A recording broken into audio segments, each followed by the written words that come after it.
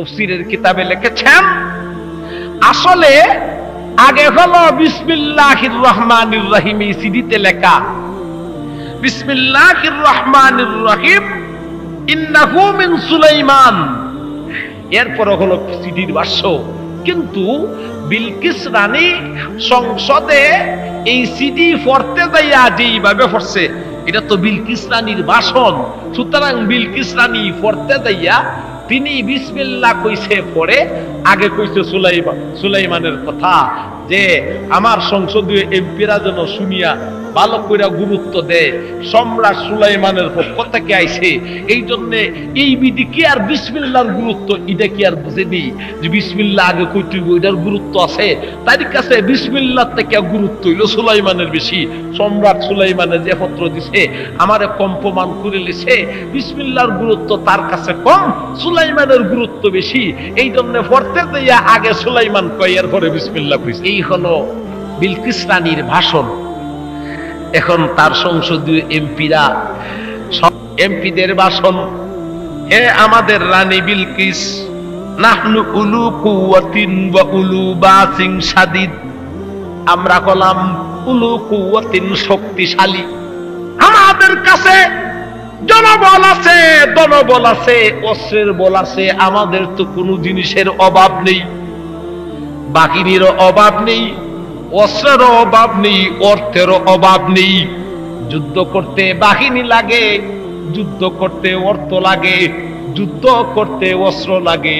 হে আমাদের রানী, আমাদের কাছে এইগুলির তো কোনো অভাব নেই, আমাদের কাছে অস্ত্র আছে, আমাদের কাছে অর্থও আছে, আমাদের কাছে বাহিনীও আছে। বাহিনী থাকলেও বাহিনী হলো দুই জাতের, এক জাতের বাহিনী হলো দুর্বল্যা, আর এক জাতের হলো সবল্যা, বাহিনী তো দুই জাতের। আমাদের রানী, আমাদের কাছে জনবল আছে, ধনবল আছে, অস্ত্রের বল আছে, আমাদের কাছে বাহিনীও আছে, অর্থও আছে, অস্ত্রও আছে। আমাদের রানী, আমাদের কাছে যে যোদ্ধারা আছে, আমরা তোমার যোদ্ধা। ও রানী গো, আমরা যোদ্ধা কিন্তু দুর্বল নয়, আমরা যুদ্ধের মধ্যেও বড় সবল, আমরা যোদ্ধাও খুব সবল যোদ্ধা। আমাদের রানী, আমাদের দেশ দুর্বল তো নয়, আমাদের কাছে জনবল আছে, অর্থের বল আছে, অস্ত্রের বল আছে, আমাদের কাছে যোদ্ধারও কোনো অভাব নেই। সাথে সাথে রানী গো, আমাদের যোদ্ধারা কিন্তু দুর্বল যোদ্ধা নয়, এরা বড় শক্ত যোদ্ধা, এরা বড় বীর বাহাদুর, কোন জিনিসের অভাব নেই, যোদ্ধাও আছে, শক্তিশালী যোদ্ধাও আছে, অস্ত্রও আছে, অর্থও আছে। এত জলদি সারেন্ডার করতে কেন যাইব? আমরা কিন্তু যুদ্ধের জন্য রানী গো প্রস্তুত আছি। তেলা দেখানি লাগেনি না লাগে না, নাইলে নেতা টিকবো কিভাবে? এরা একটা ঠেলা দিল, আসি আমরা। কি মনে করেছেন আমাদের কিসের অভাব আছে? আমাদের অর্থের অভাব নেই, অস্ত্রের অভাব নেই, আমরা কিসের জন্য এত ভয় পাইব কেন? রানী আপনি আদেশ করলি আমরা যুদ্ধ শুরু করে দেব। এরা একটা ঠেলা দিছে। আমাদের রানী বিলকিস, তোরা জানিয়ে রাখুন, ওয়াল আমরু ইলাইকে, সিদ্ধান্ত হলো আপনার কাছে। সিলিন্ডার করব না যুদ্ধ করব, সিদ্ধান্ত আপনার কাছে। আমরা কিন্তু যুদ্ধের জন্য প্রস্তুত আছি, আমাদের কোনো ভয় নেই, সবকিছু আছে। তাই দাঁড়াইছে, তাই দাঁড়িয়ে কয়, তাই কিন্তু দুর্বল হয়ে গেছে। দুর্বল কেন হইছে? একটা কারণ আছে। বাবা রে বাবা, এই চিঠি আমার কাছে সিংহাসনের উপরের তালায় গেট লক করা ছিল, দরওয়াজা বন্ধ করা অবস্থায়। চিঠি কেমনে পৌঁছলো রে? যে সম্রাটের এতটুকু বিবেক আছে, এতটুকু শক্তি আছে, গেট না খুলিয়া চিঠি পৌঁছাইতে পারে। এই বেডার সাথে যুদ্ধ কইরা কতটুক টিকা যাইব? তাই কিন্তু মনে মনে দুর্বল। এখন কয় আমার এমপি মন্ত্রীগণ জানিয়ে রাখ করে বহির রাষ্ট্র থেকে যখন হামলা আসে, বাকির রাষ্ট্র থেকে যখন ভিতরের দিকে কোনো হামলা আসে রে, বহির রাষ্ট্রে যদি হামলা করে তাহলে অবস্থা কেমন দারুণ হয়ে যায় নুনি। দেশের মায়া তার থাকে না, বাহির রাষ্ট্র থেকে যখন হামলা করে আসিয়া এই রাষ্ট্র সম্পর্কে তার মায়া নাই, যেখানে ইচ্ছা সেখানে হামলা করব। এমনকি বড় বড় উল্লেখযোগ্য দেশের সম্পদ ভাঙ্গিয়া চুরমার করিয়া দিব। অন্য রাষ্ট্রের বাহিরে যদি দেশের ভিতরে প্রবেশ করে রে যুদ্ধ করার জন্য, আফসাদুহা, দেশের কোনো মায়া থাকে না, দেশের কোনো মায়া না থাকবো দেশের মায়া থাকে না। বহির রাষ্ট্র থেকে যদি হামলা চলে রে, দেশের সম্পদেরও মায়া থাকে না, দেশেরও মায়া থাকে না। উল্লেখযোগ্য ব্যক্তির ইজ্জত দিতে জানে না, কিছুই থাকবে না। ঘটনা কিন্তু এইরকমই হইয়া থাকে। বহির রাষ্ট্র থেকে হামলা যে কোনো রাষ্ট্র যদি করে এই অবস্থায় হইয়া থাকে, না তাকে দেশের মায়া, না তাকে জাতির মায়া। সুতরাং আমার সংসদীয় এমপি, তোমরা যে বলেছ যুদ্ধ করার জন্য প্রস্তুত আছো, কথা ঠিকই আছে। তোমরা যুদ্ধ করতে পারবে, কথা ঠিক। যুদ্ধের জন্য প্রস্তুত আছো, কথা ঠিক। জানিয়া রাখ করে সম্রাট সুলাইমান যদি এই দেশে বাহিনী পাঠায় দেয়, হামলা করে রে, দেশের কিন্তু অস্তিত্ব থাকবে না, জাতিরও কিন্তু অস্তিত্ব থাকবে না। বেইজ্জত হতে হবে, অপমানিত হতে হবে।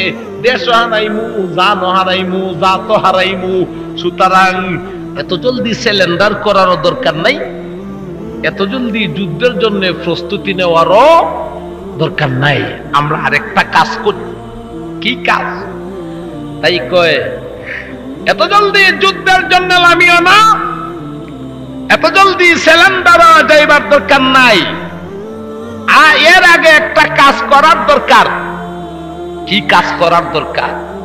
তিনি কয়, হ্যাঁ আমার সংসদীয় এমপির দল, মন্ত্রীর দল, আমরা আগে ওনাকে যাচাই করার দরকার, ইনি কি শুধু সম্রাটই না নবীও। আমার তো সন্দেহ হয় রে, ইনি নবী হইতে পারে। নবী যদি হয়ে থাকে রে, নবীর সঙ্গে যুদ্ধ করিয়া জগতের কেউ জীবনও হারবে না। লোকটাকে পরীক্ষা করার দরকার।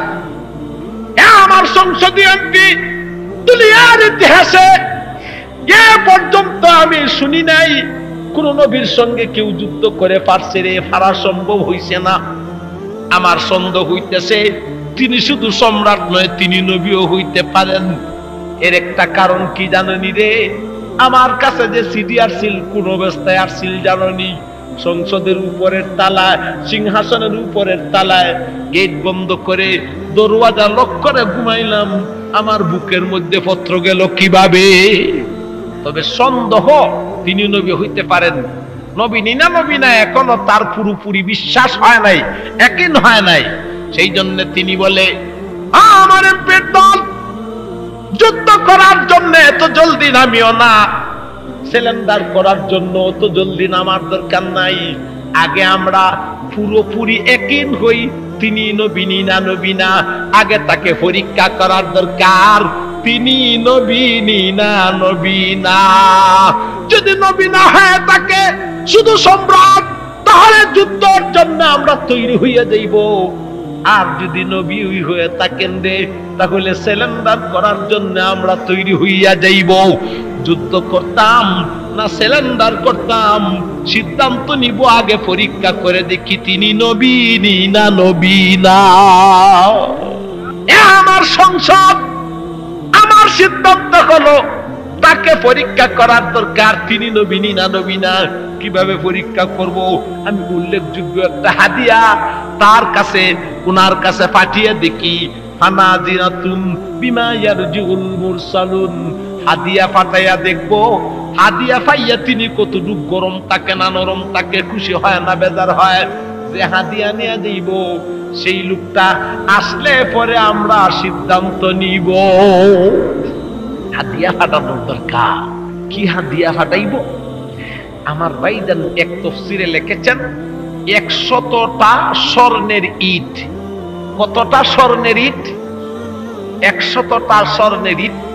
আর কোন তাফসীরে লেখেন আমি আগে এইরকম কিছু হাদিয়া পাঠাই, কেউ লেখেন 100টি স্বর্ণের ইট, আর কেউ লিখেছেন খানসা, এটাতে স্বর্ণ আছে, রূপাও আছে, হীরা আছে, মণিমুক্তা আছে, জহরচন্ডী পান্না, হস্তিদণ্ড, এইরকম কেইবতী জিনিস দেয়া একটা খানসা দিলেন। তাফসীরের কিতাবে লেখেন সাথে সাথে আরো কিছু জিনিস দিলেন তাকে পরীক্ষা করার জন্য, ওনাকে পরীক্ষা করার জন্য তিনি নবী না নবী না। আরো কি দিলেন? 100 জন ছেলে আর 100 জন মেয়ে। ছেলেদের বয়স এখনো দাড়ি মুছ উঠে নাই, এই জাতীয় বয়সের ছেলে। 100 জন ছেলে, 100 জন মেয়ে। ছেলেরে পরাইছে মেয়েদের পোশাক, মেয়েরে পরাইছে ছেলেদের পোশাক, এমন ভাবে পরাইছে আমার ভাইজান। এইরকম ভাবে 100 ছেলে আর 100 মেয়ে। তো তিনি নবী না নবী না পরীক্ষা করার জন্য একটা খানসা, এটার মধ্যে উল্লেখযোগ্য স্বর্ণ রূপা মণিমুক্তা। আর হলো ইনি নবী না নবী না পরীক্ষা করার জন্য এই হাদিয়া ছাড়া আরো 3টা জিনিস আছে। 3টা জিনিস কি? 100 ছেলে 100 মেয়ে, ছেলেদের গায়ে মেয়েদের পোশাক, মেয়েদের গায়ে ছেলেদের পোশাক। এরপর হলো একটি সীসা। আমার বাড়িতে জেরুজালেম, এই দেশের রাষ্ট্রপ্রধান, তিনি শুধু রাষ্ট্রপ্রধান নয়, তিনি একজন নবীও। তিনি হলেন সম্রাট হযরত সুলাইমান আলাইহিস সালাতু সালাম। শুধু তাই না রে, তোর বিলকিসের তোর ভাষায় কথা বলতে পারে না, আমার সুলাইমানে আমাদের সঙ্গে আমাদের ভাষায় কথাও বলতে পারে। এই হুদহুদে কথাবার্তা শুরু হয়েছে। এখন এই হুদহুদে সুলাইমান নবীর হুদহুদে কয়, তুই যখন বিলকিস রানীর দেশ থেকে আইছ, বিলকিস রানী কিরকম, দেশটা কিরকম, আমি একটু দেখে আসতে হবে। আমি যদিও সুলাইমান নবী ডাকছেন আমাদেরকে, আমি যদিও হাজিরা না দিতে পারি, তবে ওই দেশটা দেখাইয়া যদি দেশের অবস্থা সুলাইমান নবীর কাছে বলি, হাজিরা না দেওয়ার কারণে আমি যতটুকু কুসুরি করব ও অপরাধ যতটুক করব, সেই দেশের খবর দিলে আমার সম্রাট সুলাইমান এর চাইতে আরো বেশি খুশি হইবেন। এই বেটার অঙ্ক হইল এটা, আমি হাজির না হইয়া সুলাইমান নবীরে কষ্ট দিমু যতটুক, সেই দেশের খবর খান আইনা দিতে পারলে এর চাইতে সুখ দিমু কয়েক গুণ বেশি। সুতরাং আমি এখন চলে যাই। হ্যাঁ, সাবা নগরীর হুদহুদ রে, আমার ভাই সাবা নগরীর হুদহুদ, আমারে তোমার সাথে একটু নিয়ে যাও, তোমাদের দেশটা একটু দেখে আসতাম। দেশ দেখতো মনে বড় শখ হইছে। ঠিক আছে চলো দেখি। সে গেল একেবারে সাবা নগরী। সাবা নগরীর যাইতে লাগে 3 ঘন্টা। কত ঘন্টা সময় লাগে?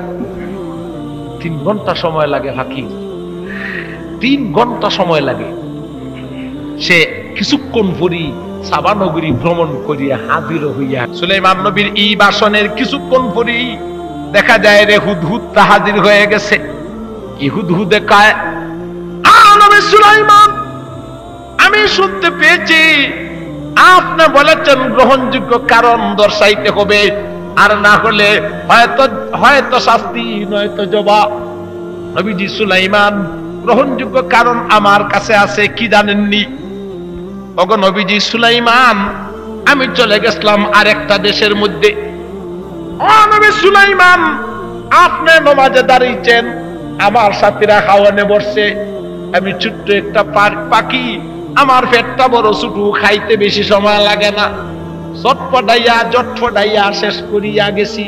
আমার অঙ্ক হলো, আপনি নামাজ শেষ করতে করতে আমার সাথীরা খাবার শেষ করতে করতে একটু ঘুরিয়ে আসি রে। ঘুরতে যাইয়া আমি আর একটা আমার স্বজাতীয় হুদহুদ পাইলাম, তারা জিজ্ঞেস করলাম, হে কয় তার বাড়ি নাকি সাবা নগরীতে, সেই দেশে নাকি একজন রাষ্ট্রপ্রধান, তিনি হলেন একজন রানী। নবী সুলাইমান, এমন একটি সংবাদ নিয়ে আসছি যেই কথা আপনিও জানেন না, সাবা নগরীর সম্পর্কে আপনি জানেন না, সেই দেশের অবস্থাও জানেন না, সেই দেশের রানী কোন রকম তাও জানেন না, এমন একটা খবর নিয়ে আইছি যেই খবর আপনি জানেন না। কি খবর নিয়ে আইছি? কোন দেশের খবর নিয়ে আইছি জানেননি? সেই দেশটা হলো সাবা নগরী।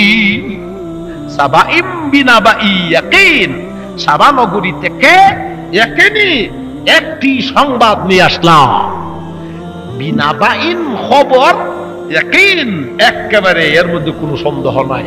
সাবা নগরীতে গেছিলাম, সাবা দেশে গেছিলাম, সেই দেশের আরেকটা নাম হলো মাআরিব, সেই দেশ থেকে আমি আসছি। এখন কি কোন গ্রহণযোগ্য কারণ হইছে নি না হইছে না? জবইব না শাস্তি পাইব না মাফ পাইব? খালি মাফ না, সুলাইমান নবী খুশি হয়ে গেছেন। আরে কস কি? আচ্ছা ঠিক আছে। এখন সুলাইমান নবী বললেন ঠিক আছে, তরে এই দেশ সম্পর্কে বিস্তারিত পরে জিজ্ঞেস করবো, আগে বইলা দেখানি কই কাছে আছে।